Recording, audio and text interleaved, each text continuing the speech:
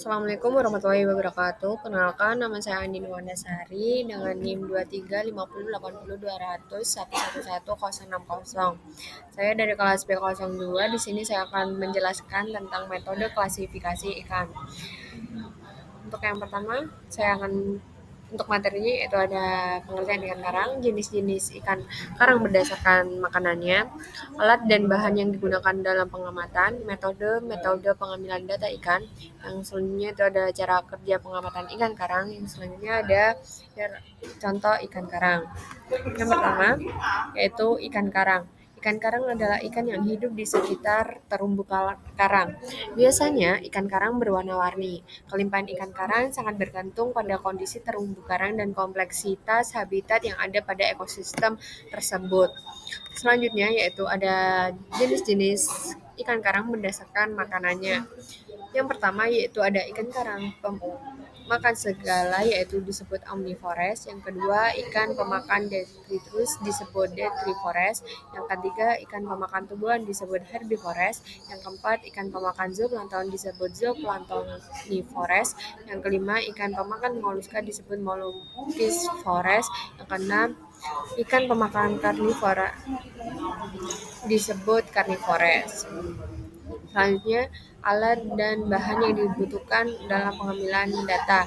Yang pertama ada satu set scuba, yang kedua ada rollmeter, yang ketiga ada refractometer, yang keempat ada kertas dan pensil yang dimana digunakan untuk penulisan data pengambilan. Yang kelima itu ada GPS sebagai penentu di mana lokasi yang akan kita lakukan pengamatan. Yang keenam ada botol sampel yang digunakan sebagai tempat pengambilan sampel. Yang ketujuh yaitu ada pH meter yang digunakan sebagai mengukur pH air tersebut. Yang ke-8 yaitu ada lembar identifikasi. Lembar identifikasi ini sebagai menuliskan hasil pengamatan juga. Selanjutnya yaitu ada metode yang digunakan dalam pengambilan data ikan karang. Yang pertama yaitu ada metode strip transecton, yaitu ada metode yang dimana harus dapat menentukan lokasi pemasangan garis transektor secara cepat dan benar. Dan untuk menentukan lokasi tersebut kita dapat dibantu dengan menggunakan GPS. Setelah mendapatkan data, diharuskan segera melakukan pengolahan data pada hari itu juga untuk dimana kita mengurangi kesalahan penulisan data atau kelupaan dari data pengamatan tersebut. Yang kedua yaitu ada metode visual census teknik, yaitu visual metode ini sama dengan metode strip transector. Namun pada ini kita menggunakan floating GPS. Selanjutnya yaitu ada metode underwater visual census.